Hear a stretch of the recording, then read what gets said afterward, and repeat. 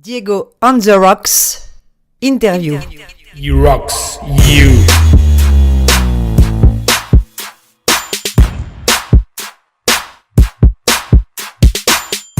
Il est dandy, poète, chanteur, parolier, compositeur. Il bosse avec Laurent, Nico, Arnaud et Vincent au sein du groupe Pony Hawks. Ses thèmes de prédilection sont l'amour, la violence et la guerre.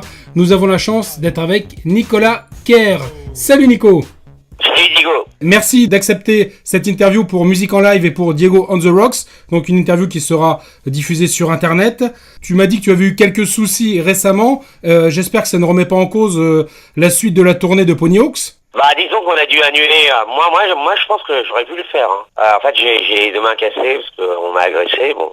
Et moi j'aurais pu faire Liam Gallagher et deux mains dans le dos. Personne n'aurait rêvé. Oui, j'allais te le dire comme Oasis quoi. Voilà. Est-ce que ça remet en cause votre passage à la Cigale au mois de novembre ? Non, je pense que là j'aurais mes plats tranchés déjà. C'est déjà une bonne nouvelle.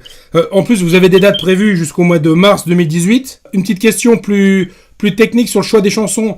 Est-ce que vous changez vos setlists à chaque concert ou est-ce que c'est rigoureusement toujours la même chose ? Non, on les change. Il y a en permanence une recherche de satisfaction pour éventuellement l'auditeur ou le spectateur qui vous suivrait, quoi. Bah en général, en fait, c'est plus ou moins la même sur la tournée, mais on fait quand même des changements, sinon il y a des sous qu'on a marre, il y a des trucs.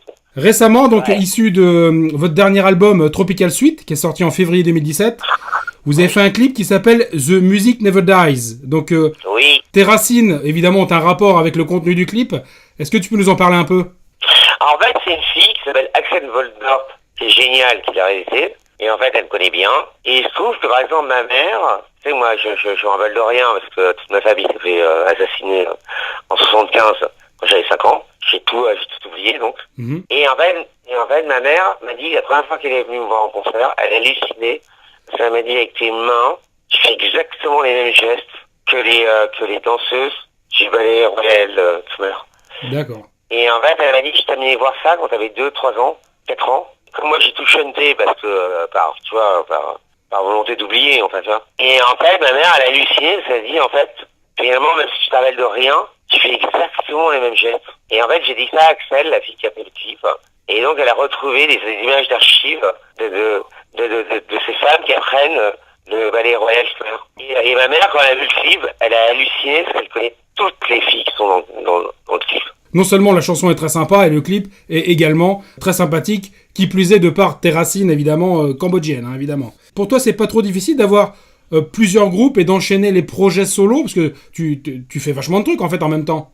Oui, mais en fait, je trouve que j'en fais pas assez. T'as pas assez de temps ? Non, je trouve que j'ai trop de temps, justement. Quand on voit ce que t'as pu faire, bon, outre Pony Hawks avec Aladdin, Paris, par exemple, toi en solo, tes bandes originales de films, ta récente collaboration avec Ariel Dombal, bon, je veux dire, ça prend quand même pas mal de temps, tout ça. Bah, je trouve pas assez. Il y a plein de moments où je m'ennuie. D'ailleurs, en parlant d'Ariel Dombal, tu l'as rencontré en faisant la BO de Peshmerga ou tu la connaissais déjà ? Non, on s'est rencontrés par hasard au Cirque d'hiver. Le documentaire. Peshmerga, c'est parce que, Bernard-Henri, il me voyait bosser avec Ariel sur la rivière antique. Et en fait, il avait pas du tout pensé à ça. C'est Ariel qui a fait demander à Nico. Et il a fait, pourquoi pas. Et il avait déjà viré, il a déjà même viré Maurice Jarre, t'imagines? Oui, d'accord, oui. Pas pour Peshmerga, mais et là, en 2 secondes, ça a fonctionné. Ouais, bah en même temps, j'étais en train de bosser sur les trucs d'Ariel, mais on n'y avait pas pensé, ni lui, ni moi. Et lui, il était en train de monter Peshmerga, en fait.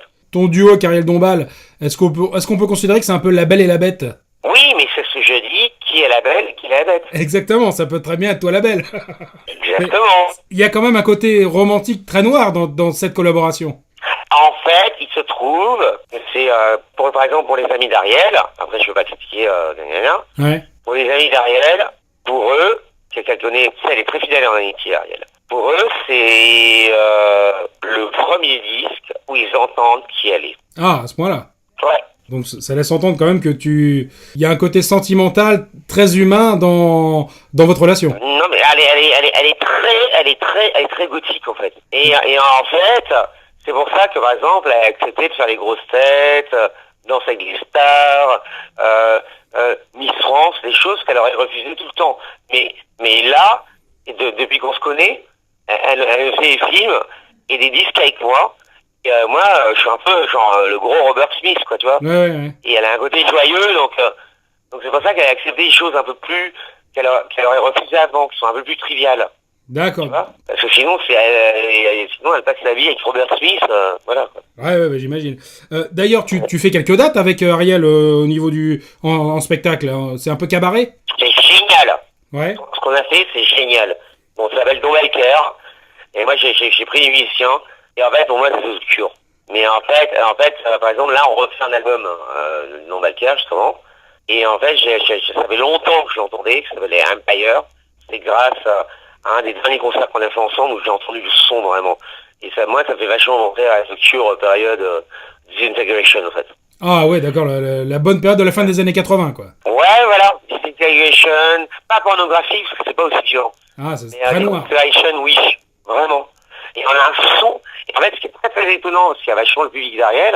Donc c'est des gens un peu âgés, tu sais, qui sont dans la 60, 70 ans. Bon chic, bon genre. Et au départ, ils attendent qu'elle chante Roman Top, voilà. Et en fait, ils vont arriver des trucs avec la grosse disto, c'est vraiment gothique et tout.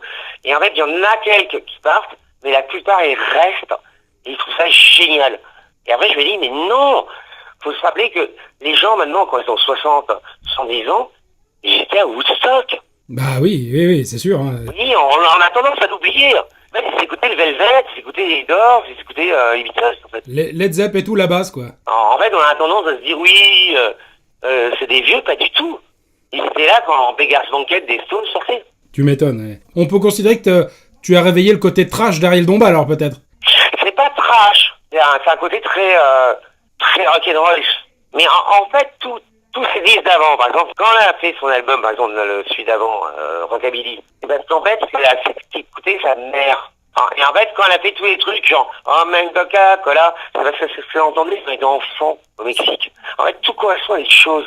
Et en fait, ce truc, elle avait jamais connu, par exemple, le rock. Et en fait, on s'est vraiment reconnu.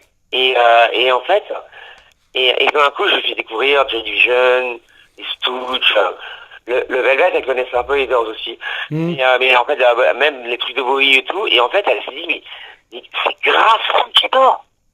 Mais autant que la musique médiévale, que Guillaume de Machaut, que Bach, comme moi, j'adore Brahms, enfin. Toi, comme elle, vous êtes des artistes très polyvalents, dirons-nous. Bah, en fait, surtout, je trouve que dans la musique, j'aime des choses dans tous les genres. Tu m'étonnes, c'est ce qui fait la richesse, d'ailleurs, après, du musicien. Bah, pour moi, en fait, le genre, c'est... Par exemple, dans le rock, je trouve qu'il y a des choses absolument abominables. Même si, a priori, c'est ce que j'aime, le rock, à la base. Mais il y a des choses dégueulasses. Et, par exemple, dans la réalité française, qui est pas trop mon truc, il y a des choses sublimes. Christophe, Gainsbourg... Ah ouais. C'est des choses magnifiques. D'ailleurs, sur scène, je te donne un compliment, c'est que tu m'as fait penser à un mix de Gainsbourg et de Daniel Dark. Bah, en tout cas, j'aime bien les deux. Donc, ah bah oui, Daniel Dark aussi, c'était également une référence, évidemment, hein, tout comme Gainsbourg. J'ai rencontré. Ah bah oui, j'imagine. D'ailleurs, donc, toi, tes affinités musicales, qu'elles soient rock, française, électro, si t'avais 2-3 artistes à mentionner, ce seraient lesquels? Mon album préféré, c'est Wild Life Wazy du Velvet Underground. Ouais, grand classique. Voilà. C'est comme ça. Et après, il y en a un autre que j'adore, c'est celui qu'on fait ensemble, Bowie, Iggy Pop, c'est The Idiots. Bah, ils ont fait plusieurs collaborations, de toute façon, hein, mais bon, c'est... Oui, en tout cas, ça, pour moi, c'est vraiment, ils l'ont fait ensemble. Et pour moi, c'est pas un album de Iggy Pop, c'est Bowie Iggy. Sur scène, tu te permets pas de temps en temps de faire des reprises de ces artistes-là? Ah, je devrais. Des fois, on arrive à retrouver des perles, pas nécessairement les plus connues, mais revisiter des perles de ces albums-là pour les faire découvrir à un public un peu plus jeune, peut-être. Carrément. Non, voilà. Par exemple, là, je suis là pour venger 2 personnes. Je suis là pour venger Baudelaire et Jeffrey Lee Pierce, le Gun Club. Ah ouais, d'accord, ouais. Et en fait, je suis là aussi pour aider les enfants tristes et parler aux fantômes. Voilà. Les fantômes qui hantent parfois la scène. Ils n'ont pas de voix. Hein, les fantômes qui hantent la scène parfois quand tu es dessus. Ils n'ont pas de voix.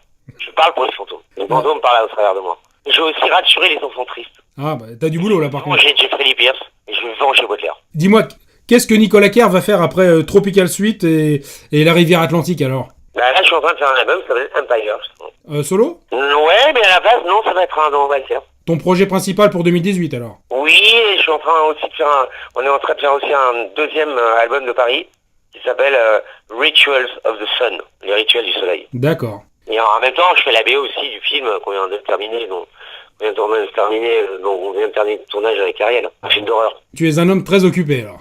Bah, je trouve pas assez, en fait. Nico, je te remercie vraiment de nous avoir accordé une dizaine de minutes pour notre site internet. C'est très sympa. Merci Nico, bonne journée, salut et à très bientôt j'espère. Allez, bisous. Diego, he rocks you.